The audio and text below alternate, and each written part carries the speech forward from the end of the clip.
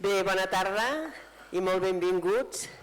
Disculpeu el retard, però el tema de les infraestructures en aquest país van com van i ja es veu que ha tingut algun problema a la carretera, de cues llargues. Estem aquí i veig moltes cares del món de l'esport, el senyor Joan Sabater, el senyor Salvador Batlle, antics presidents i persones molt estimades a la ciutat pel món de l'esport. També tenim a la presidenta de la Diputació, el senyor Manuel Muñoz, el Pep Cuerva, havia sigut regidor d'Esports, no Pep? O sigui que tenim molta... I aquí també tenim esportistes, tenim molta gent del món de l'esport. Sigueu tots molt benvinguts, estem aquí perquè ens expliqui com es viu a la Masia, ens ho explicarà el Javi Torres, i l'acte el conduirà l'Albert Puig, que ja el coneixeu tots, és entrenador de futbol. O sigui que passo la paraula, en qui li passo primer? A tu, Albert? Sí? Perfecte. Llavors que parlem per aquí? Per aquí? Bé, bon dia a tots, gent de casa, de Cambrils, Reus, tots som d'aquí, de casa del territori. Bé, jo crec que presentar el Javi, que ens coneixem des de fa, 20 anys, des que quan jo vaig començar a Barcelona, seria quasi una falta de respecte presentar-lo com a professional, perquè evidentment és dels professionals més grans que hi ha a Catalunya i més el nom del tema de l'esport. Ha passat de tot, ha estat de tot, ja ho sabeu, a TV3, tot, i sempre s'ha caracteritzat per ser un amant indiscutible del que és el futbol base del Barcelona. I a més el Barcelona. Gran golfista, declarat, i sobretot, ja et dic, podem dir d'aquells periodistes que n'hi ha 2 o 3 que estan molt enfocats en el tema dels joves, i ell sempre ha defensat els joves i els joves del Barça. Això per a mi va a un costat. Després només faré una petita introducció, que ell explicarà evidentment que ho ha treballat tot, què és la Masia. Jo crec que només s'ha d'entendre un concepte.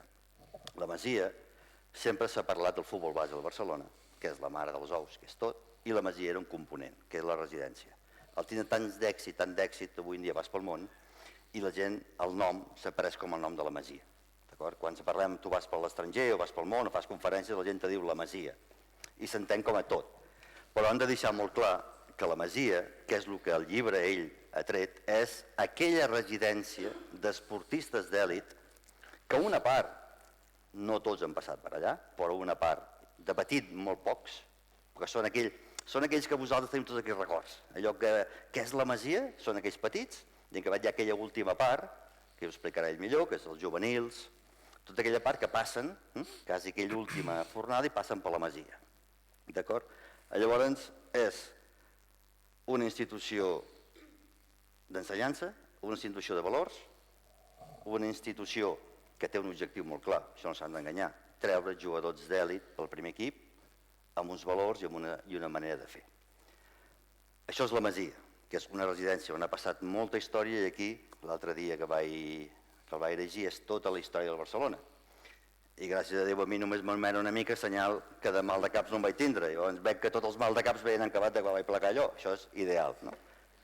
Que nosaltres els d'allà estàvem d'una altra manera. Molt bé, vist això, ell és el protagonista, i aquí tens casa meva, que és el nostre territori, i res més, benvingut.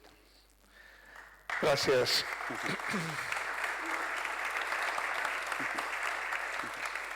Gràcies per la presentació, gràcies a tots i a totes per la vostra assistència. Primer, m'haureu de perdonar el retard, però hem comès l'error amb la Montse d'agafar l'autopista i passar per Gelida. Com sabeu, hi ha hagut el que hi ha hagut, i de cop ens hem trobat que hem estat 1 hora i 20 minuts parat. Hem sortit amb molt de temps, però hem fracassat. En fi, després, com és Fittipaldi, doncs hem anat recuperant temps, però hem arribat una mica tard, em sabeu disculpar. Bé, molt content de veure algunes cares d'amics que feia temps que no veia, i molt agraït que vingueu a acompanyar-nos en aquest acte de presentació d'aquest llibre. Jo vaig viure a la Masia, que al final el que és el reconeixement de, per mi, la marca més important que té avui el Barça. Jo crec que si avui fem una fotografia del que seria el Barça, veuríem el Camp Nou, veuríem Lamine Yamal i veuríem la Masia. I això, que ens pensem que hi ha molts clubs al món que basen el seu potencial amb el planter, ens pensem que pot ser un fenomen que més o menys es repeteix arreu, però us he de dir que no. Això és un fenomen únic. Això només existeix al món, a Can Barça, vull dir. Per què dic això? Perquè hi ha molts clubs que basen la seva existència i la seva recerca de l'èxit amb jugadors del planter, però només n'hi ha un que és capaç de competir i de guanyar tant a les competicions domèstiques com a les competicions internacionals basant-se en aquest model, que és el Barça. Només. L'Atlètic de Bilbao competeix, però no pot guanyar res. El Porto competeix, l'Sporting de Lisboa. No n'hi ha gaires. Els argentins, alguns, no n'hi ha gaires. És un fenomen únic, que tothom mira de copiar, però que això és molt difícil. I per què ho miren de copiar i és tan difícil? Perquè això no ha començat abans d'ahir. La Masia, com a residència, va néixer l'any 1979. Després de les eleccions del Barça de 1978, el president Núñez va decidir que aquells nois i noies que vivien, aquells nois, noies encara no, aquells nois que vivien en pensions i en pisos havien de centralitzar-se en una residència que cuidés una miqueta més tots aquells joves aspirants a futbolistes que el Barça tenia per pensions i pisos. I va crear aquesta residència de la Masia. Però aquest fenomen de treballar el futbol base amb una idea, jo la situo a l'any 1954, amb el fitxatge d'un noi basc que es deia Juan Allende, que el Barça va fitxar, que va col·locar en una pensió, però després aquella pensió es va fer gran, allà hi van acabar havent 30 nois a la dècada dels 50 i allò va començar a rodar amb errors i encerts fins que a la dècada dels 70 es produeix el fenomen de la Masia i avui doncs, estem, com us deia, davant, jo crec, de la gran marca del Barça. Per tant, per molt que la resta de clubs vulguin copiar, és molt difícil, perquè el Barça és ric gràcies a la seva experiència. No? Sobre aquest fenomen anterior a la Masia, com us dic, des del 1954 fins al 1979, estic escrivint un segon llibre que es dirà Jo vaig viure a la pensió Patata, que és com li deien a aquesta pensió on van anar a parar i que, com us podeu imaginar, esmorzaven patata, dinaven patates i sopaven patates perquè era el producte barat de l'època. En fuster en va parlar molt. Sí, fuster també va passar. Però aquest és un fenomen extraordinari, que hi ha molt poca informació i que, en fi, potser d'aquí un any l'acabarem de tenir. Mentrestant, vaig decidir poder explicar aquest fenomen de la residència del Barça, que també és un fenomen bastant únic, des del 1979 fins al dia d'avui. I el que he buscat són tres coses. Un, nomenar cada un dels esportistes que ha passat per la residència del Barça, que són 1.007. Els 1.007 esportistes que han passat pel Barça estan aquí dins. I ho volia fer com un exercici de memòria històrica per a cada un d'aquests nois i també de les seves famílies, que en un moment donat van sacrificar moltíssimes coses, i d'això en parlarem després, Albert, van sacrificar moltíssimes coses per anar a la Masia del Barça i intentar ser futbolista. La llista de 1.007 és aquí dins i hi ha hagut molta gent cap al carrer m'ha parat.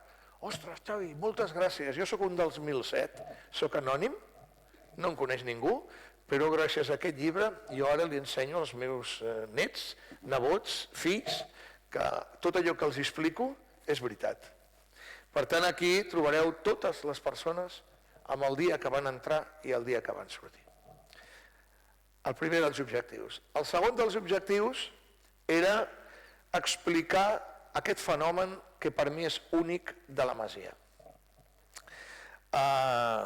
Com us podeu imaginar, quan va néixer el 1979 no era un model d'excel·lència com el que tenim avui.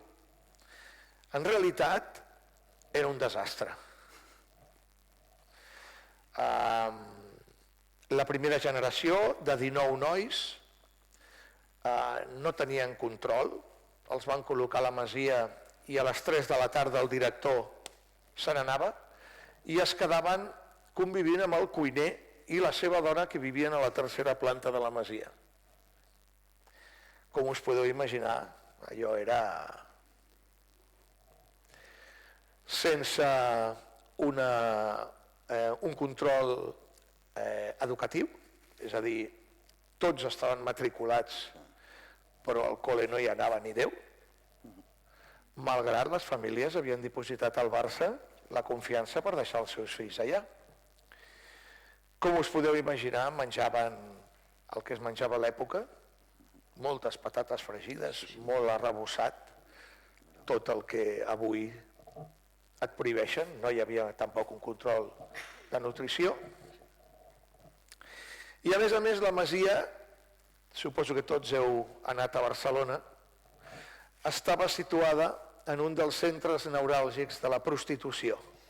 És a dir, els nens miraven per la finestra, veien el somni del Camp Nou allà i veien totes les treballadores aquí. Clar, diríem, no era el millor espai. I això doncs, feia que molts d'aquells nois descobrissin el sexe així, molts saltaven la tanca i s'escapaven i el descontrol era important. I a nivell futbolístic exactament el mateix. A nivell futbolístic, com eren 19 nois escollits per les seves virtuts futbolístiques, havien d'entrenar molt, havien d'entrenar matí, tarda i nit, perquè com eren tan bons, havien d'entrenar. I què passa quan nens en edats de creixement entrenen matí, tarda i nit? Es trenquen per tot arreu.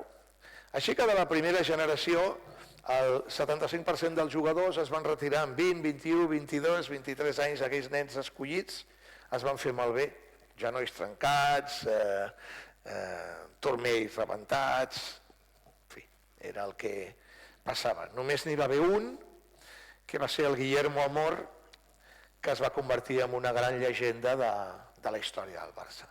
Va ser el més jove en entrar? El més jove, no?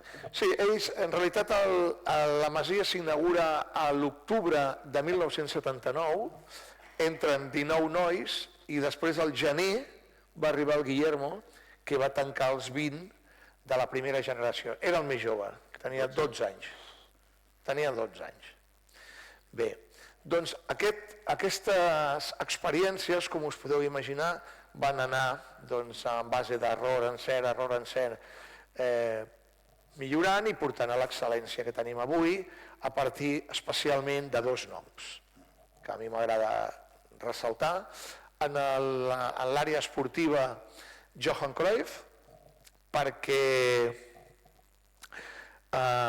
tots aquells nois que hi havia al planter, que tots eren molt bons, es trobaven amb un problema, que és que quan feien 18 anys la porta del Camp Nou no s'obria. Els entrenadors que hi havia preferien jugadors contrastats. Per tant, aquests nois, que tots eren molt bons, havien de marxar. Us explico una anècdota perquè ho veieu una miqueta. De l'any 1973 a 1977, durant 5 anys consecutius, el Barça va ser campió d'Espanya juvenil, amb un entrenador que era Laureano Ruiz, que és el millor formador de la història per mi. Doncs en aquells 5 anys que el Barça va ser campió d'Espanya juvenil, en 5 anys van pujar 10 futbolistes al primer equip, en 5 anys 10 futbolistes, dels quals només 3 es van consolidar. La resta van arribar però van marxar. Imagineu-vos, no? El gran talent que hi havia al Barça, però ningú obria la porta del Camp Nou i per tant era un talent que es feia malbé. Quan va arribar Johan Cruyff com a entrenador l'any 1988, va començar a obrir la porta, va començar a pujar jugadors com el mateix Amor, com Milla, com Pep Guardiola, per suposat, però a més va establir un mètode de formació a tot el planter, que l'Albert coneix molt bé perquè ell és hereu de tot allò, i van començar a generar el que diem ara aquesta ADN Barça que tan orgullós ens fa sentir a tots. Johan Cruyff en la part esportiva, persona clau, en la part formativa, l'any 2002 va entrar com a director de la Masia, un exjugador d'hoquei de la casa, que havia estudiat també pedagogia, que és el Carles Folguera, que va estar durant 19 anys com a director de la Masia i que va canviar completament la visió formativa. Va obligar a anar a tots els nens a l'escola, va contractar un cap pedagògic que és una llegenda, Rubén Bonastre, i entre Carles Folguera i Rubén Bonastre van obligar tots els nens a anar a l'escola, si calia els treien de l'orella i els portaven al col·le. Va fer una cosa molt important, que és posar un autobús al servei de la Masia, perquè si no els nens anaven a la parada del 7, allà a la Diagonal, anaven a la parada del 7 i la meitat es distreien abans d'arribar a la parada del 7, l'altra meitat, quan venien, es feien el boig i se n'anaven a veure com entrenava el primer equip, i els 4 que anaven al col·le eren els que rebien totes les collejas i bromes dels companys. Va posar un autobús en el que obligava tothom a pujar a l'autobús portava al col·le i al col·le els deixaven a tots i quan acabaven del col·le el tornaven a portar a la Masia. Va establir un sistema pedagògic potent, variat, amb necessitats també diferents, perquè no era el mateix un noi que venia de Reus, que el fitxava el Barça, que un que venia d'Astúries, perquè per la llengua ja hi havia dificultats, o un que venia del Camerún. Imagineu-vos el xoc cultural que tenien. Doncs es van establir tot tipus d'oferta educativa, fins al que tenim avui, i per tant, amb la suma de la feina formativa esportiva del Johan i la feina formativa pedagògica del Carles Folguera, el model es va arrodonir bastant fins al punt que podem parlar que avui el Barça és un centre admirat i de referència a tots els nivells i, com deia, especial. Tot aquest procés, des d'aquell 1979 fins al 2026, és el 2025, que és quan vaig tancar el llibre, és la segona part que explico, i per mi és la més interessant perquè, per mi, és el que no existeix literatura en aquest sentit. I per tant, és un llibre que a qui li interessi trobarà aquestes petites coses. I la tercera part del llibre ja és anecdòtica. He buscat 3 blocs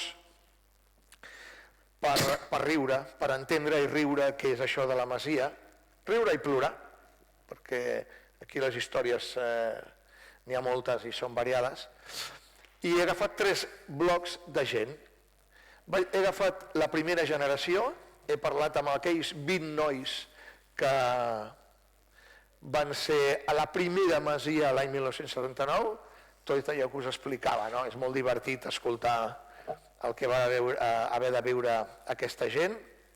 Bé, us he dit amb els 20, amb 16, perquè 3 són morts, l'Àngel Pedraza, el Manolo Lobo i el Lluís Torreblanca, i un altre, el Juan Pedro Casals, que era una gran estrella, és viu, però la vida no li ha somrigut gaire i no fa gaire estava a la presó i no vaig poder parlar amb ell. La resta sí. És molt divertit parlar amb aquesta gent que va viure allò com una experiència vital, bestial. No? Al segon bloc m'ha interessat parlar amb els actuals nois de la Masia. No? El Barça d'avui fa convocatòries cada setmana amb 14 nois, que és una cosa també única. L'any passat va guanyar la Lliga amb jugadors com Iñaki Peña, Pau Covarsí, Eric, Valde, Caçador, Bernal, Gavi, Fermín, Ansu, Olmo i Lamin, tots sorgits de la Masia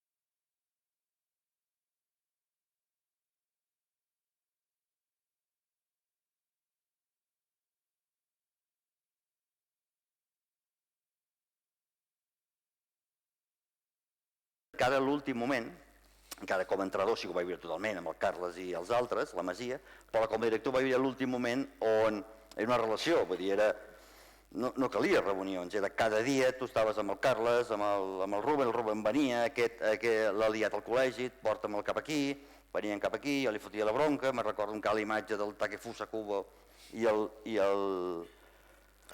l'Ansu al meu despatx havien per entrar i plorar, a veure qui plorava més, tot era perquè eren tan vius per a veure que no els hi fotia allò, però en veritat eren uns sinvergüences tots dos.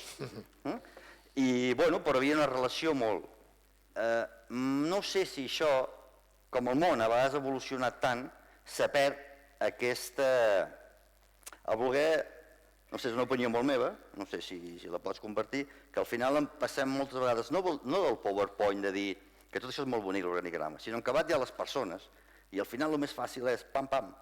I el Barça ha funcionat, i els fitxatges del Barça funcionaven, perquè tu anaves a Andalusia, pam, pam, pam, t'assentaves a casa, com he sopat jo a casa de molts que coneixeu, no explico ni cases que he entrat del Brahim, que es va fitxar pel Barça, que et va passar alguna cosa que no cal explicar, a Ansu, gent, i era un fitxatge ràpid.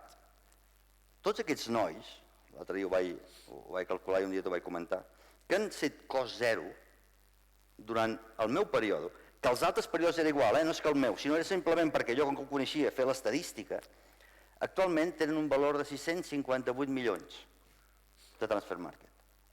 Va costar això. El que diu ell és un valor impressionant. I a partir d'aquí què se'ls donava? Humanitat. La Masia era humana. No ho sé ara fa uns anys que no ho sé, i segurament que ho fan també molt bé. Però a mi el que m'aixocava el Carles se quedava a dormir. Tenim família. Havia de vigilar algú. El Rubén perdia tot.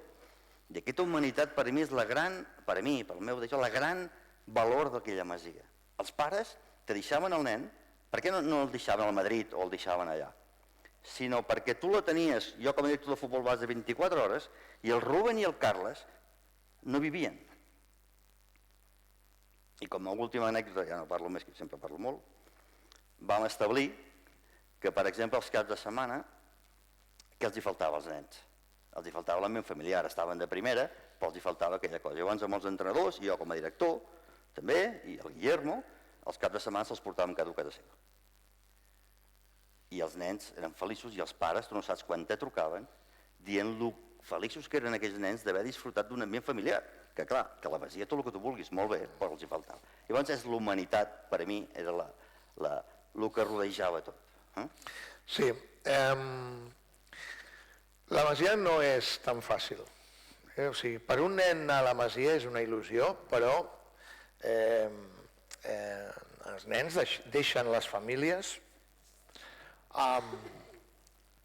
ara 10, 11, 12, 13 anys, també 14, 15, 16 i 17, però en les edats primeres, imagineu-vos el que és marxar als 10, 11, 12 anys, imagineu un moment, els vostres fills, els vostres nets, que ara amb 12 anys se'n van a un lloc on, a veure, sí, és el Barça, però és una gran casa de competència on tothom vol arribar allà dalt i sí, es fa amistats, però també hi ha una competència ferotge. A la Masia passa exactament el mateix que a les cases de colònies, a les escoles, és a dir, a la Masia hi ha cabrons, hi ha nens bons, hi ha bullying, hi ha, no sé, de tot. Llavors, el controlar això no és tan fàcil per un nen que és molt petit. Guardiola, quan va fitxar pel Barça, hi havia 2 anys abans un nen del seu poble, Santpedor, que l'havia fitxat al Barça, que es deia Enric Velasco, que va estar 2 anys i quan el va fitxar el Pep, doncs li van dir, escolta, Enric, que mira, que m'han fitxat, hòstia, te'n vas a la Masia? Ah, sí, molt bé. Doncs escolta, Pep, la primera nit, amb els ulls així, perquè te les fotran per tots els costats. I el Pep va anar allà, tireta com era, va ficar dintre el llit i va estar tota la nit amb els ulls així i allà no va passar ningú. A l'antiga masia. A l'antiga masia. Que si veiéssiu, si Sí, entréssiu a l'antiga i masia. veiéssiu més d'un us que faria una cosa. I allà no va passar ningú. A la segona nit el Pep es va dormir i aleshores van venir tots, esclar, no? I li van fer doncs, de tot, com feien. Però ja hi ha hagut casos complicats, allà hi ha hagut jugadors expulsats, en fi, el que dèiem, no? El que passa a tot arreu. Ara, per exemple, des de fa alguns anys, hi ha problemes de fitxar pel tema del català. És un tema, doncs, que... A l'època... No. M'ho deien, eh? M'ho deien els A la teva època no, però tu no vas viure un procés. Sí, clar, ja va ser. I aquí el procés, doncs, a la Masia, per exemple, li ha afectat molt. I per què? Doncs perquè normalment els nens que vol el Barça els vol el Madrid. I si tu has de decidir anar al Barça o anar al Madrid, doncs hi ha famílies que diuen, mira, si jo me'n vaig a Madrid no tinc problemes amb l'idioma, si me'n vaig a Barcelona tinc problemes amb l'idioma. Per què? Perquè a les escoles et donen 2 anys per no examinar-te en català ni de català, però el tercer any tu has d'estar ja doncs, absolutament introduït a la llengua i formar part de tot el sistema educatiu català. No? I darrerament s'han trobat amb problemes. No? Aleshores, hi va haver un director de la Masia, quan va acabar el període de Carles Folguera, va venir un altre director que es diu Xavi Martín, i Xavi Martín va idear un circuit a la Masia en el que se'ls ensenyava la cuina, les habitacions, la zona d'oci, hi ha unes taules de ping-pong, hi ha la tele amb aquella tribuneta per veure la tele, els partits, totes aquestes coses, i en un dels passadissos s'acabava amb un, que era al final de tot d'aquest circuit que li fan els pares per mirar de convèncer-los, hi havia una gran foto enorme el dia que Tito Vilanova va posar al camp del Llevant a jugar 11 jugadors de la Masia. Aquell dia el Barça va guanyar, va sortir d'entrada amb 10, Alves es va lesionar, va posar Martín Montoya i de cop hi havia 11 jugadors de la Masia jugant al camp. Això no ha tornat a passar mai més, no hi ha cap club al món, ni l'Atlètic de Bilbao que ho pugui explicar, perquè l'Atlètic acaba contractat els de la Real, els d'Osasuna, els de l'Eibar i el de l'Alavés. Bé, aquella foto que hi ha amb els 11 jugadors de la Masia és el punt final del trajecte en el que el pare i la mare, es que es un problema porque claro, es que lo que es el Madrid y la lengua y claro, el idioma y nos cae más cerca Madrid que Barcelona y claro, es que usted lo tiene que entender i l'altre, sí, mira, aquí al menjador, aquí, i quan arribava la foto els deia, miri, escolti'm, miri, el seu fill ¿a qué aspira? ¿No? A jugar a primera división y a jugar en el primer equipo y tal. Ah, sí, pues mire, ¿veu aquesta foto? Aquesta foto no la trobarà a Madrid. Aquesta foto són 11 jugadors de la Masia, com el que li estem oferint al seu fill, que han jugat al primer equip del Barça. Si vostè creu que a Madrid li donaran això, ja pot marxar. La gent es queda. Sí. El que passa que, Javi, que quan arriben allí ja estan al 80%. Si arriben allí, quan els ensenyes la Masia, que és l'últim pas per d'allò, estan en un 50-50 pots tindre problemes. Clar. És a dir, tu t'has d'haver guanyat allí. És a dir, una de les coses que el Barça no feia bé era sentir-se molt superior, és a dir, que me vinguin al despatx. No, tu, per molt Barça, sempre he dit que el Barça te permetia obrir la porta, però tu havies d'anar. I havies d'anar a casa seva. I allí tenies el 80%. I llavors els portaves i els remataves amb aquests dos fenòmenos, que els tenies allí i els didinaves, i bueno, el català sempre sortia. Me'n recordo que sí, potser no era el procés, però sortia, era el 14, sortia. Això li explicava tranquil·lament i no va haver mai. Però és que és un ramat. I el ramat final, si volies, que això s'havia fet, ho vaig fer amb el Brahim i no sé en qui més, com que teníem tots aquests jugadors de la Masia tan important que has dit Javi, tots aquests, els deia, tinc un boníssim. I ells te deien, només te deien una cosa, és bo. Dic, aquest és de lo millor que he vist mai. Te l'agafaven, te'l ficaven dins el vestuari, jugaven a futbol amb ell i en acabat d'una hora o 2 hores t'apareixia el criu, clar, imagineu-se, vivint 1 hora o 2 hores en el vestuari del primer equip, d'aquell primer equip, del Guardiola, tots aquests. I si el Guardiola li deia, escolta'm, aquest és boníssim, puja al dalt. Això, clar, perquè era la unió, era la unió de tots. Pep, jugadors, nosaltres. I després també hi ha un tema cultural que té a veure amb com som nosaltres. Fixa't que la diferència entre la residència del Barça i la residència del Madrid, tu que les hauràs vist, la residència del Barça és una masia. Originàriament la masia amb el que representa de concepte català, concepte familiar, caliu, i aquest és una miqueta l'esperit que sempre vosaltres i la gent de la masia ha intentat traslladar, mentre que a Madrid les instal·lacions són de luxe, són galàctiques.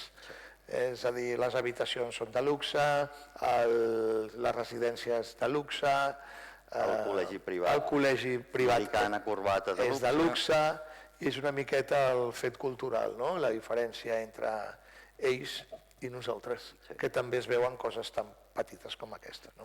I que jo crec que condiciona que després, quan arriben al primer equip, tenen un comportament molt peculiar, molt educats, i podem anar repassant aquesta llista.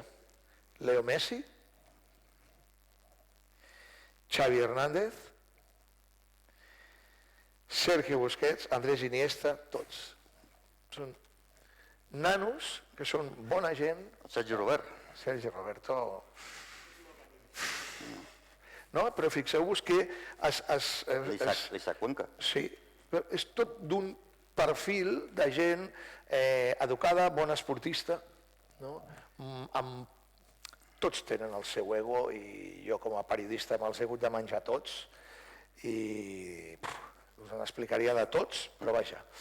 Però són bona gent, són bona gent, i jo crec que això ho fa el dia a dia del concepte global de la masia, no només el de la residència, sinó que el que feu cada dia al camp. És un dia a dia, és des que entren a que surten, educació per damunt de tot, repetir el tema donar la mà, qualsevol, si de vosaltres entres a la ciutat, no sé, imagineu que se segueix fent, es dona la mà a tothom, sempre respectuós, és a dir, sempre has de baixar-li a l'ego, sapiguem que han acabat, evidentment, no?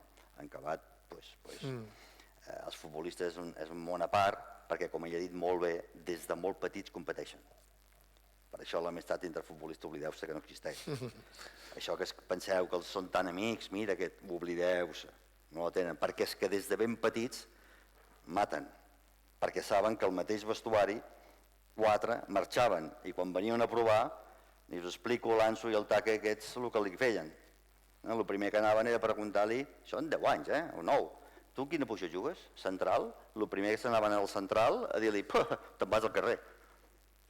I això és duresa, doncs per això aguanten una brutalitat, aguanten més de 105 i pico partits per temporada i arriben al Camp Nou amb un nivell de pressió descomunal. Sí, i és al final la diferència, no? El que arriba i el que no arriba. Bons ho són tots, però els que tenen una mentalitat com tots aquests animals arriben al primer equip, i els que ja són una cosa exagerada són estrelles.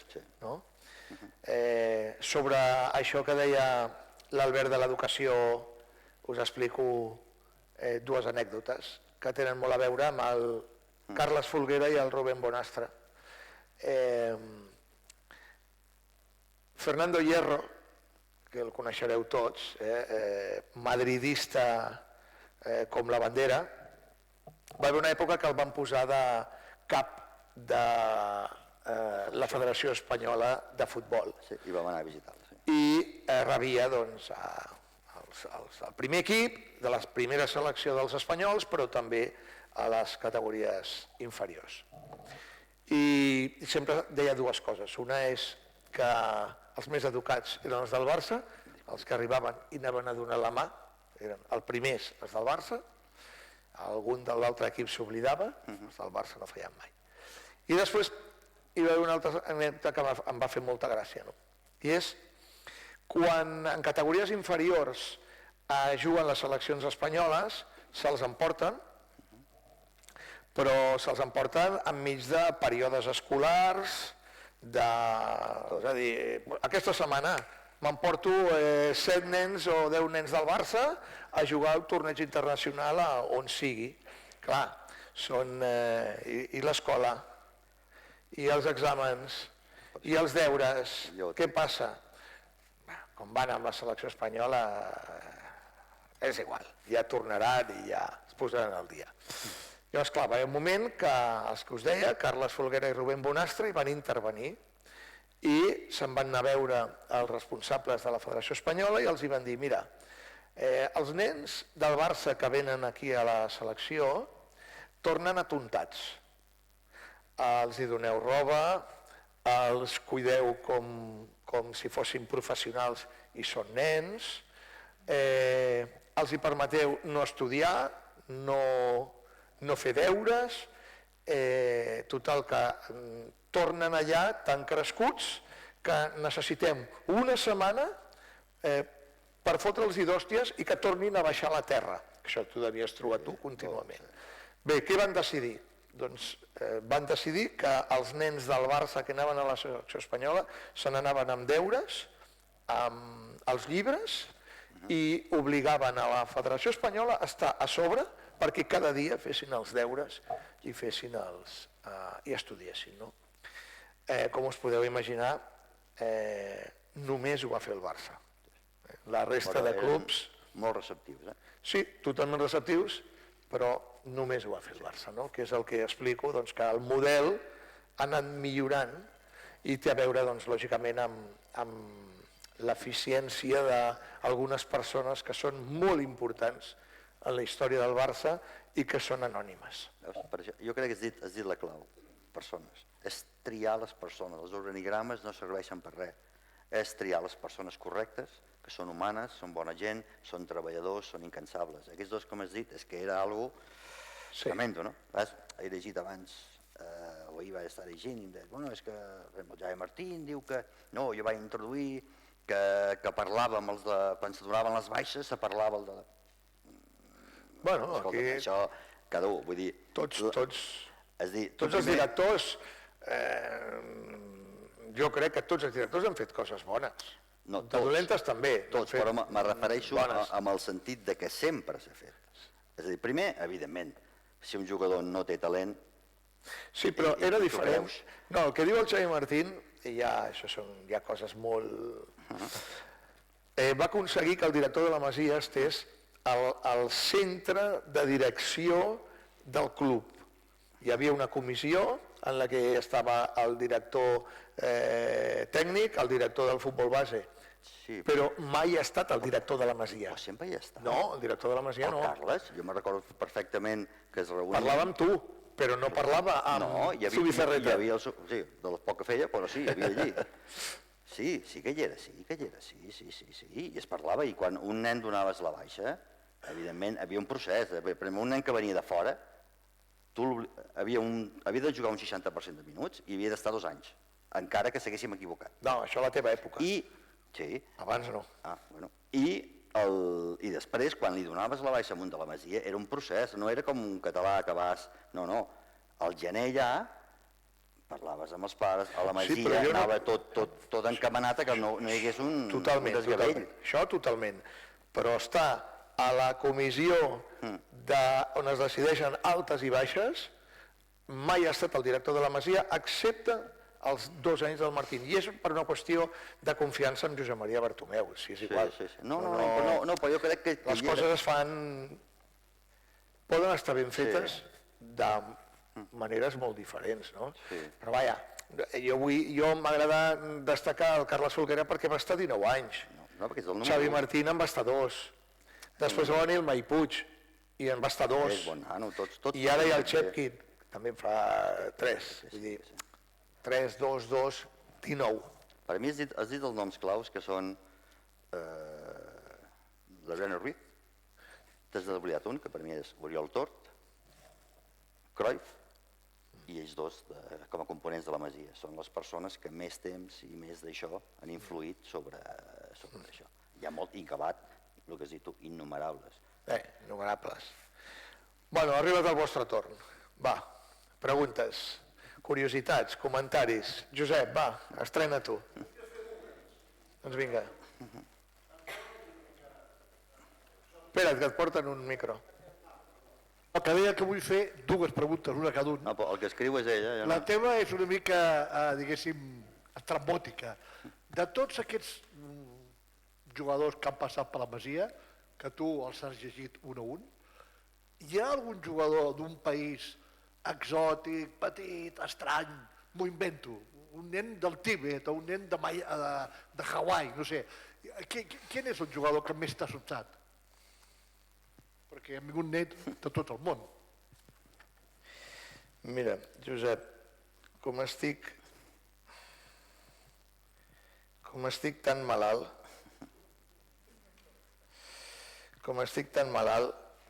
t'he posat aquí fins i tot els països d'on van venir els nens i el número... Sé que ets un erudit de la matèria, dic, segur que els has I el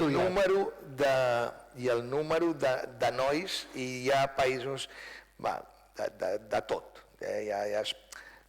Però diré una cosa, després de Catalunya i d'Espanya, el tercer país que ha portat més nens a la Masia és el Camerun. 20 nens que van venir concretament en 5 anys perquè jugava al primer equip Eto'o. Eto'o va crear una fundació al Camerun i va començar a portar jugadors. Jugadors que van tenir una difícil adaptació a la Masia perquè culturalment, imagina't, el xoc que van tenir. Alguns eren molt dolents, és a dir, alguns no tenien ni cap ni peus, però vaja. En general eren nois que més desenvolupats físicament que la resta, que destacaven d'entrada, perquè com eren molt més forts feien gols o evitaven gols, però dels 20 nens només 2 han debutat al primer equip del Barça. Només van jugar 3 partits cada un, que són Kaptum i Jean-Marie Dongu. Dels 20 nois, 19 han marxat. Van acabar i van marxar. Van marxar perquè no es van adaptar. Era un problema. Si eren 20 nens del Camerun, allà dintre, què feien? Vivien ells. No tenien necessitat d'adaptar-se a res, si ja teníem la família aquí, 20. I un va decidir adaptar-se, que és Jean-Marie Dongu, que ara l'esteu veient a TV3, al programa Fanzone, que parla català i que és un catxondo i que va tenir una carrera discreta, Josep, perquè no és fàcil ser jugador del Barça. I què va passar? Aquest nen, que va arribar amb 12 anys, 13 anys, va anar pujant, amb 18 anys li va donar l'oportunitat al Tata Martino i allà va pensar que ja ho tenia tot. I de cop es va presentar a la següent pretemporada amb 10 quilos de més. Sobrat. I què va passar? Que el van tirar cap a baix i en va passar un altre pel costat. I aquest noi se'n va anar al Saragossa, se'n va anar a Lleida, va jugar al Nàstic, va acabar a la segona divisió de no sé on i a la tercera del Japó. I amb 28 anys va plegar, amb una depressió de cavall, que li ha costat el seu temps per ordenar-se i ara doncs, és un noi magnífic que està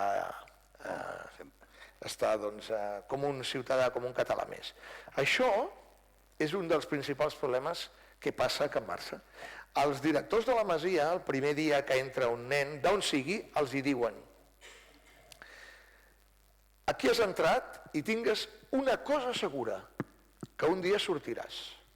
Per tant, en aquest període que tu estiguis, des que has entrat fins que has sortit, mira de gaudir d'aquesta experiència vital, no esportiva, vital.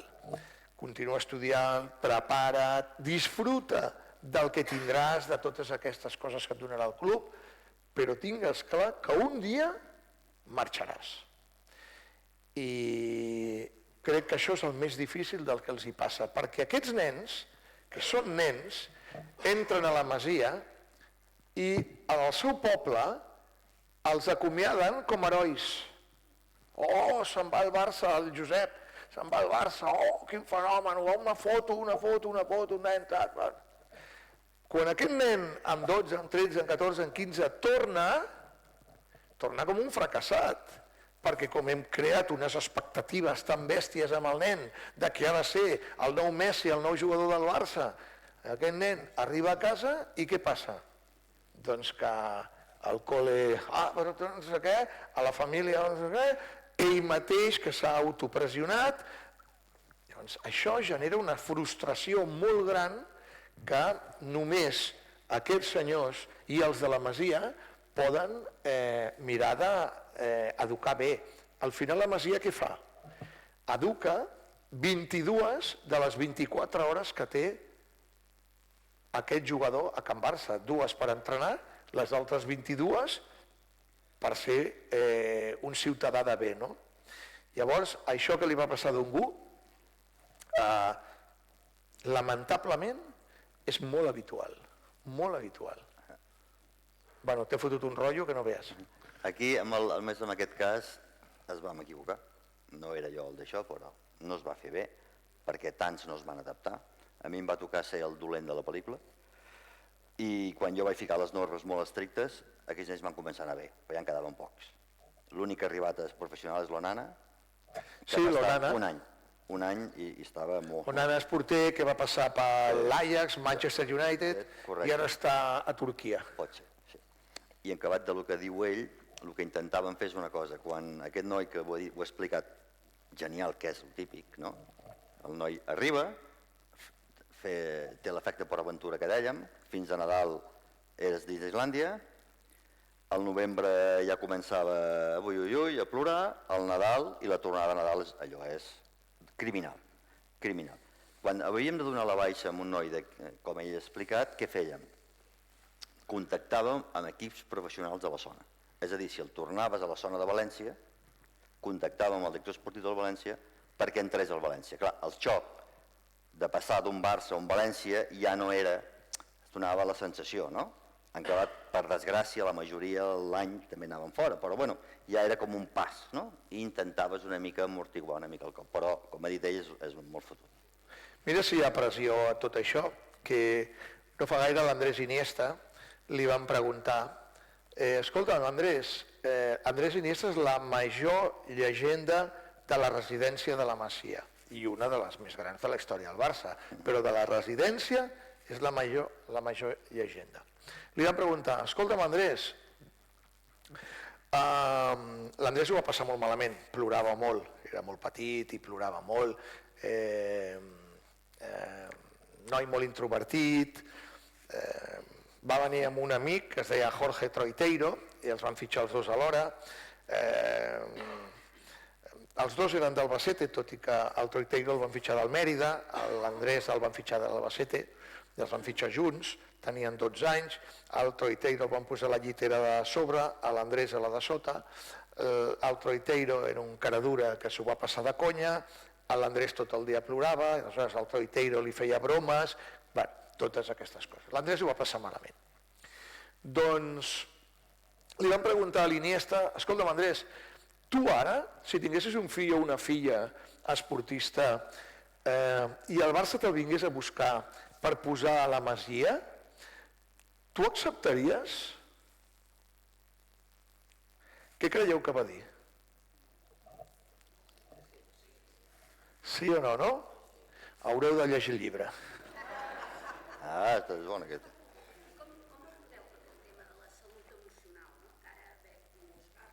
Bé, a la meva època, estic parlant. A la meva època... Ara t'ho explicaré de l'actual. Sí, no era era més aviat clínic. Per exemple, vam descobrir, havia un noi de la zona, no podem dir, que algú era molt rebel i molt d'això. Llavors teníem una fantàstica, que era l'Imma Puig, que en casos així anàvem a buscar el d'això. I sempre rescapes. Llavors aquí vam amb el tractament familiar. Llavors, separacions, un noi negret desnutrició, això no afectava al cívic, però llavors a la Masia es dedicàvem a fer-li bocadillos i que els mengés al taxi perquè si arribava a casa se li fotien la família, vull dir, casos tot d'això, però a nivell de salut mental, en aquell moment, com era, no? Com era petits i fumàvem, aquelles coses que es feien a les bodes d'això, no es tenia tanta d'això, era més d'això, però això ja ho sap ell com ha tirat avui en dia. Ho dèiem abans, els psicòlegs de la primera masia són la cuinera, el cuiner, què et passa, ha deixat la nòvia, i el que passava. I els actuals doncs, és d'un nivell d'organització bestial, dividits en dues àrees. Uns són els que són en diuen educadors, que... Sí, aquests estaven tota la vida. Sí, que estan, cada vegada n'hi ha hagut més, ara ja n'hi ha... Aquí el Carles ho va fer molt bé. Sí. Al donar-se en compte que els nens, sobretot els petits, els que venien ja com el Sergi Robert, ja venia una altra història. Aquells petits se n'anaven a la cuinera, perquè els hi faltava el punt femení, no? El punt de mare. Llavors què va fer? El Carles ho van detectar i van ficar educadors, noies pels petits, i feien aquesta doble funció. Noies i nois, perquè però, també... però amb els petits van introduir que no n'hi havia d'educadors. Sí, és que tots ho van introduir ells, per això deia, avui hi ha molta cosa que és d'inèrcia. Hi ha la part que és els educadors i educadores que es dediquen a... A veure, la Masia té una planta per sota, un -1, és on hi ha les aules d'estudi, i despatxos de professionals, la planta 0, que és on hi ha la cuina, el menjador i la sala d'oci, i després hi ha dues plantes més a dalt, que són les habitacions. Doncs hi ha els educadors que es dediquen al dia a dia, a què et passa, què necessites, una mica tutor, que poden accedir a la planta baixa, diríem on els nois estan, al menjador, a la cuina, al dia a dia, i els psicòlegs que només poden accedir a la planta -1, que és la zona on hi ha els despatxos, les aules, i on allà es va, diríem, és una altra visió, són uns professionals que t'ajuden amb això. El nivell d'excel·lència arriba a que ja no només estan en la residència, sinó ara ja tots els equips, visquin o no aquí, tenen un psicòleg o una psicòloga assignada i que si té un problema escolar, encara que no visquis aquí i el tinguis a casa, pots trucar, hi ha un problema familiar, el que deia ell, pares que de cop es separen, doncs allà es trenca alguna cosa, doncs el nivell d'excel·lència ara és bastant xulo, tot i que no tot funciona perfecte, però crec que ho tenen bastant ben organitzat.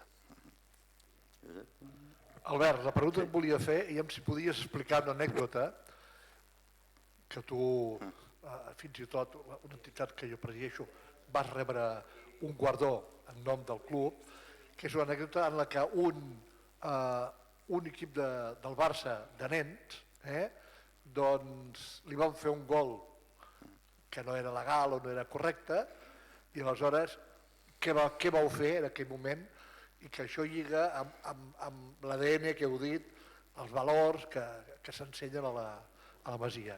Jo crec que sempre he considerat que allò és de les coses que m'ha demostrat, i més ara que he estat 200 partits al món professional i he fet 1000 coses, que el futbol a vegades el tenim massa sobrevalorat. No pot ser per una acció rebi el premi del rei d'Espanya, rebi tots els premis de Catalunya i tot. És a dir, l'acció és molt senzilla, que en un partit de l'Avins, a Peralada, se produeix que un nen allò que sabeu que cau fa mal i l'altre, en vez de tornar-li de secar i tornar-li perquè ells la van tirar fora, en vez de tornar-los, li passa al Mamadou, el Mamadou va veure la pilota i va dir aquesta és la meva. Agafa, bim-bam, se'n regateja 3, fa gol. I bueno, aquí també vas veure no sé com explicar-ho, perquè els insults que vaig rebre de tota la grada de part dels espanyols, la bilis que vaig veure, és algo que faria caure la cara de vergonya a tothom. I no dic perquè eren de l'Espanyol, ni molt menys, eren perquè en aquell moment li va tocar a l'Espanyol. Era una cosa tan normal que ja no crec ni que sigui ADN Barça, en tots els respectes, és l'educació de meus pares. Una cosa que en un segon m'ha vist l'entrenador, diu què? Diu, pare, cap aquí. Jo era més gran en aquell moment, li dic, pare, què hem de fer? Doncs tu, quan faci el d'això, has deixat fer un gol en contra. És una cosa tan senzilla, que hasta me'n recordo que acaba el torneig, truco l'Albert Benages, que era el coordinador en aquell moment, li dic que l'Albert hem guanyat, que bé, no sé què. Mira, ha passat una xorrada, ja te l'explicaré. El tema de la xorrada va ser que el dia abans un Villarreal de Madrid a primera divisió havia passat una cosa així, no s'havia tornat, i va sortir per La Vanguardia, va sortir tot, i a partir d'aquí 24 entrevistes vaig fer, en 24 hores. És el d'això. Però jo crec que això no crec ni que és l'ADN Barça, sinó crec que la gràcia és que quan tu selecciones els entrenadors, a tot el personal del Barça, l'has de seleccionar amb humanitat. Si no tenen humanitat, de què serveixen? A mi val tots els psicòlegs que vulgueu, totes les històries que vulgueu, però un nen, saps què et diu més? No et dirà l'entrenador de l'Aví me va ensenyar a tocar amb l'esquerra. L'entrenador de l'altre te diuen, hosti, me vas portar a casa aquell dia. Quan meus pares me vas separar, estaves amb mi, l'entrenador. Això és. Són bons. Què es penseu, que els entrenadors els hi fem... Si són bons, jo els deia, aneu-se, no, aneu-se a menjar pipes que jugaran millor segur. Si són bons. És cuidar-los humanament. I aquest era un dels secrets d'aquells que es quedaven a més, que doblaven tot això. Imagineu que estaven sols si no necessiten carinyo. És a dir, tota la gent que ha de veure la Masia, si no hi ha carinyo, ja poden haver els professionals dels millors del món, de Harvard. Tant me fot. Més val una bona persona, una bona cuinera, un taxista. Sabeu, la quantitat de taxistes que escoltaven eren més que... I nosaltres què vaig fer? Vaig dir, aquesta és la meva. Vam muntar cada mes una reunió entre dos taxistes. Es vam entrar de tot. De tot. De que no li agradava l'entrenador, de per què no jugava, de què no sé quantos, tot. Això és humanitat i la Masia és humana. I el dia que deixis això ja no serem el que som. Sí, bona nit. Lluís Serna, un soci d'aquí de l'entitat. Abans de res, felicitats pel llibre i també per aquesta fabulosa presentació. Dues preguntes. La primera, a quina edat estan els jugadors al Barça? I la segona, si quan un nen despunta tant que arriba a ser una estrella, abans de que hauria de marxar a la Masia, si encara continua vivint allà o ja en aquell moment passa a viure a casa dels pares o en un domicili diferent? Gràcies. Són èpoques. Hi ha hagut èpoques que l'edat mínima era 14 anys, hi ha hagut èpoques com ara que amb 9 anys els col·loquen a la Masia. 9? És una barbaritat. Per mi, veus, quan deia, hi ha coses que es podrien... A veure, és que són 9 i 9, però nosaltres vam portar l'Anso amb 11, era un cas molt excepcional. I era excepcional. Era excepcional perquè ell no havia viscut mai amb son pare. No, però a banda ja havíeu fitxat el germà. Sí, però el verí tenia 2 anys més. Sí, per això. Sí. Per això, que ell tenia aquí el referent del germà. Sí. Abans dèiem, hi ha coses que... Doncs aquesta, amb 9 anys és massa... No, de fora. Sí. Collons. Sí. De fora d'Espanya, Sí, Espanya. Sí, d'Andalusia, doncs sí. Heu de saber que la llei va canviar i un noi europeu no pot venir al Barça fins als 16 anys. a no ser que hi hagi un trasllat de família, com una feina, i fora d'Europa els nois ja no poden venir fins als 18. Val? Però, diríem, un noi de Madrid, doncs amb 9 anys pot venir aquí. I viuen a la Masia, a la Masia actual hi ha gent que en té 18 ja. El que és normal és quan fan els 18 anys ja marxen. Abans hi havia, el Barça controlava uns pisos i els col·locaven pisos, ara no hi ha pisos. No hi són ja els pisos? No, ja no hi són. I per tant marxen, no? Per exemple, Lamine Yamal o Pau Covarsí o Marc Bernal doncs han estat a la Masia fins la temporada passada. Què ha passat? Doncs que han arribat al primer equip, el Barça ja té unes habitacions a l'última planta de la Masia per als jugadors que ja han arribat al primer equip i encara que tingui 16 anys o 17 com el Lamine Yamal, no? Ja tens unes altres necessitats, és una altra situació, els entrenos ja són diferents, viatges i arribes a l'hora que arribes, si estàs amunt doncs ja els hi col·loquen habitacions individuals i ja és un altre tracte, no? Tots aquests tres, el Pau Covarsí i el Marc Bernal, han anat a viure amb la germana, el Lamine Yamal se'n va anar a viure amb el seu cosí Moja i el seu amic Soja i en fi, doncs més o menys és així. Però els nois i noies de 18 anys de futbol femení o de seccions que no guanyen la pasta que guanyen aquests, doncs els deixen viure 18, 19 anys fins i tot a la Masia. Això funciona així ara, Antigament, Guillermo Amor, per exemple, és el jugador que més anys ha viscut a la Masia, 8 anys i mig. Feia 2 anys que ja jugava el primer equip del Barça amb el Johan i li van dir, bueno, noi, ja fot al camp, tu. Fot al camp, perquè jo es trobava també allà, que, escolta'm, per què marxar? Però, clar, cobres una pasta, xaval, fot al camp, no? Ara ja no, tot està ara una miqueta més ordenat.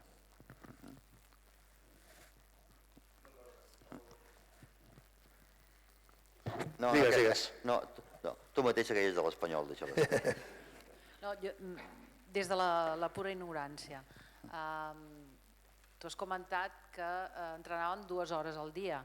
Ja m'imagino que que abans has comentat que s'entrenava moltíssimes hores i que no era això, però un pensa que un jugador d'èlit és una persona que ha d'entrenar moltíssim. D'acord, 2 hores, però un dia tipus, què és el que fan aquests nanos? És que estem parlant de nens que estan creixent i per tant un nen que està creixent tu no el pots, explica-ho tu millor, no pots matxacar-lo perquè tendons, lligaments, articulacions, tot això té el seu procés i per tant a un nen de 9 anys no el pots fer entrenar el que a un de 17. No, entrenen hora i mitja, tots, els professionals també hora i mitja. Doncs un dia qualsevol, ells s'aixequen al matí, se'n va al col·le tot el matí fins a l'hora que acaben com qualsevol altre nen. Van a la Masia, arriben, dinen, després de dinar tenen una hora per deures, perquè s'han de preparar, perquè depèn de l'hora, a 5:15, les 7, en fi, la tarda és el període en què entrenen. Pensa que en aquest període de tarda i en funció de si entrenen a primera hora o a segona hi ha professors de reforç, hi ha professors que els ajuden amb el que sigui, o els que són més grans i que no estudien i han acabat, diríem, el batxillerat o l'ESO, poden fer un grau i aleshores estudien un grau. Ho fan per la tarda perquè entrenem pel dematí. Clar, perquè entrenen al matí, és a dir, tot això el Barça ho ha perfeccionat tant que si estudies al matí tens estudi a la tarda, si estudies a la tarda tens estudi pel matí, si fas un grau, si ets universitari.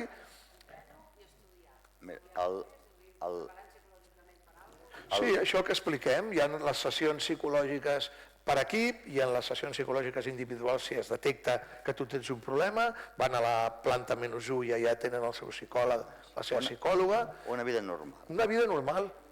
El que sí que ojalà el facis del llibre, que per a mi és encara també molt interessant, és la gent del taxi. El? La gent del taxi, Sí. famós taxi. A veure, la gent del taxi, perquè els que no sou... Hi ha nanos, No, és a quasi dir, tots.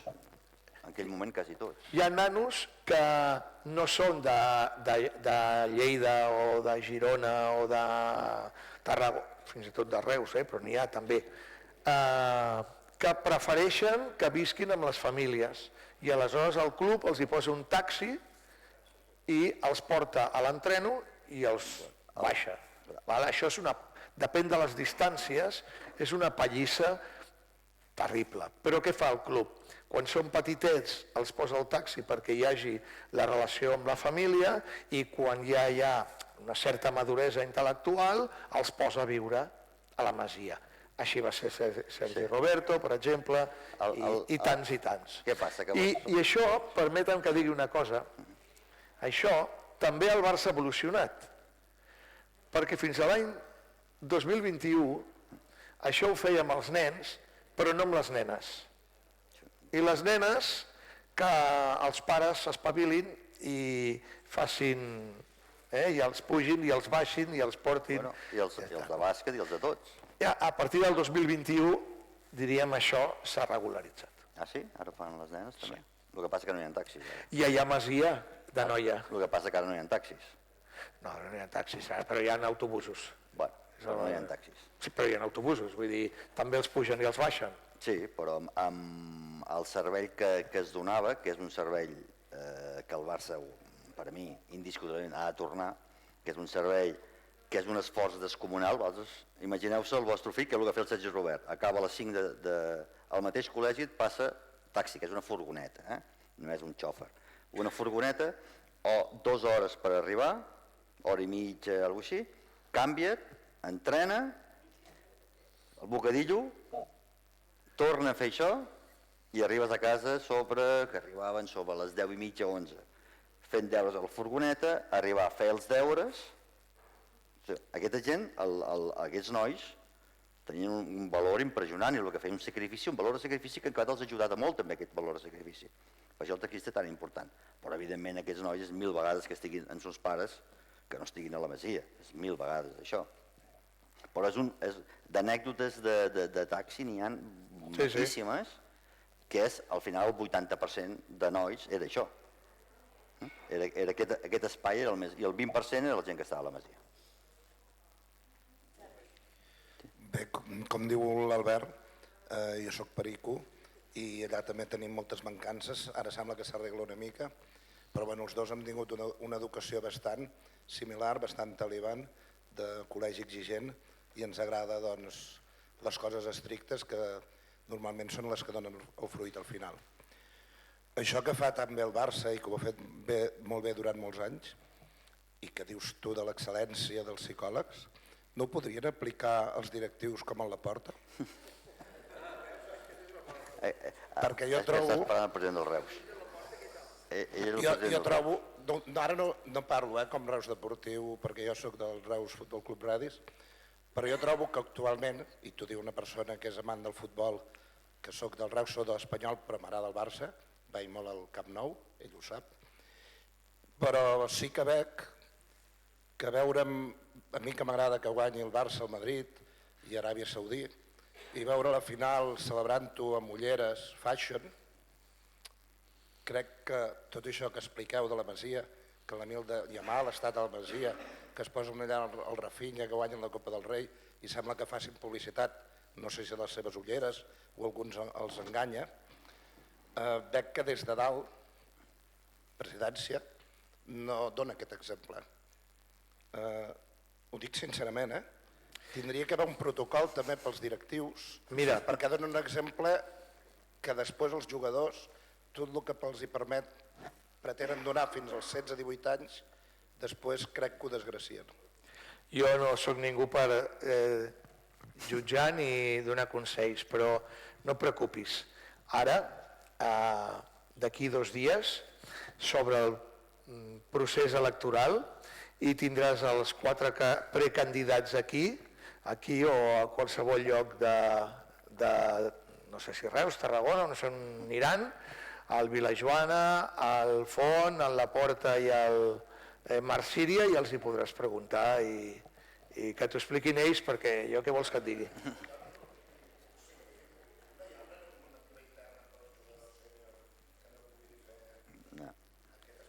Quan tu ets major d'edat... Has de tenir una mica més de bon humor, Han guanyat, són joves, es diverteixen. No pots ja... Això. Bueno, una coseta. Ara em toca a mi. Quan un nano, jo pregunto perquè no ho sé, quan un nano que està a la Masia i despunta i que té un mànager, aquests molesten a tot el que és la decisió del nen dintre la Masia, l'evolució, la pressió, o que li fan un contracte, o que li posen un cotxe a la família, aquestes coses, a la Masia els eduquen també amb aquest esperit de poder superar i esperar aquesta pressió? Vull dir, a vegades aquest jugador li fan un contracte professional, el mànager apreta. Com ho fa això el nano a la Masia? Què li passa? Això és un tema terrible.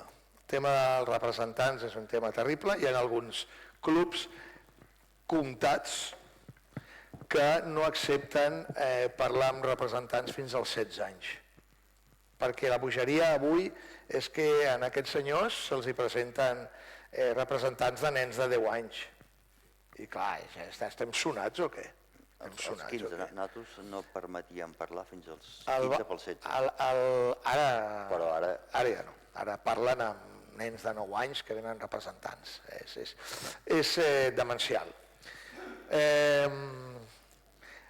Els pares, en quan oloren, alguns pares, en quan oloren que tenen un fill amb aptituds, ja veuen el Messi, ja veuen els calés.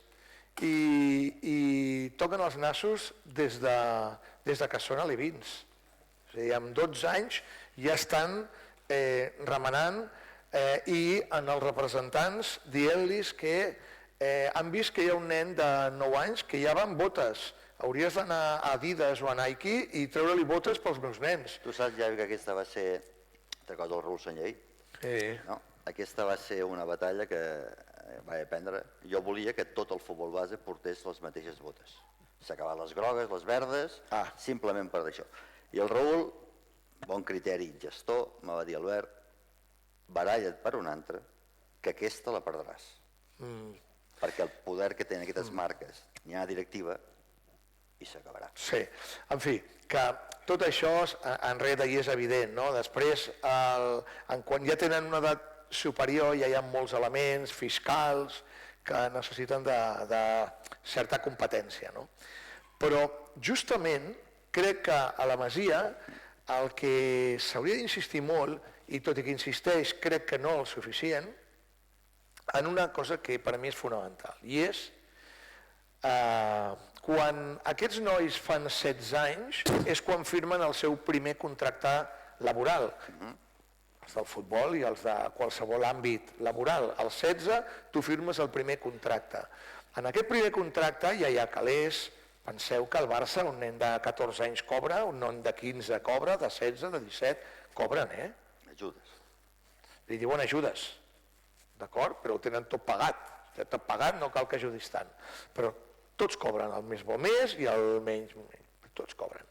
Llavors, quan en fan 16 i comencen ja a tocar el caler de veritat, és quan apareixen els nous representants, en alguns casos, com li ha passat, per exemple, a Lamine Yamal, en el que la persona que l'ha pujat fins a dalt és Iván de la Peña, com a representant, però apareix Jorge Méndez i paga 1 milió d'euros al pare i 1 milió d'euros a la mare, dues persones amb moltes dificultats per arribar a final de mes, perquè com a tutors del nen separin de la Peña i es queda ell com a representant.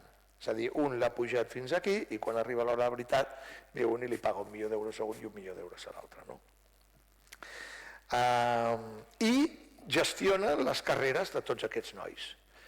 Per a mi l'element clau de la Masia és convèncer aquests nens de la necessitat de no deixar en mans d'un representant tot, sinó tenir unes nocions d'emprenedoria, d'idiomes, de tot el que té a veure, perquè el tio que està aquí al costat dirigint la teva carrera no t'enganyi, que és el que passa habitualment. D'acord? Llavors, crec que la Masia hauria d'insistir molt en aquestes qüestions. I més enllà que molts fan carrera universitària i que sé que ja hi ha uns graus dintre de la pròpia Masia en aquest sentit, crec que és molt important que el jugador prengui consciència que tindrà molts calés i que ha de ser capaç de dir-li al tio que té al costat això no. I lamentablement això no acaba d'estar consolidat. És molt complicat, Javi. A més, tu pensa que als 16 anys els nens no pinten res. És a dir, el primer contacte laboral el firmen els pares, realment. Perquè ells tenen la tutoria i tal. Llavors són els pares qui li fiquen la gent. Sí, però tu t'has trobat, com jo sé i tots, que quan tu li has dit això, o nens del futbol amb 16 anys que li diuen a nens del bàsquet i de l'handbol i de l'hoquei, que no cobren caler, només cobren futbol, li han dit yo a mi padre no le tengo que decir nada, que mi padre vive de mí y yo ya a mí no me diga, mi padre no me tiene que decir nada lo que tengo que hacer. I aquesta és la realitat, perquè molts pares viuen dels fills. Ah, sí. No molts, però sí. I per tant, callen. Per això et dic que el tema de la Masia una rosca més, en aquest sentit. Es pot, però no... Però segur que amb gent com vosaltres, que té criteri i que veu les coses amb molta trajectòria, segur que si us escolten es podrà anar millorant allò que no es fa del tot bé, però que es fan moltes coses bé, no? Ho deixarem aquí. Deixa'm dir una cosa. Sí, tant. Només que ara ha arribat el Jordi Ferrer, que segur que molts el coneixeu, és l'editor, és el paio que em va trucar un dia i em va dir Xavi, hauries de fer un llibre de la Masia, i jo li vaig dir quantes pàgines i em va dir 150, i li vaig presentar això de 400 i quasi es tira pel balcó, però vaja. Gràcies, Jordi.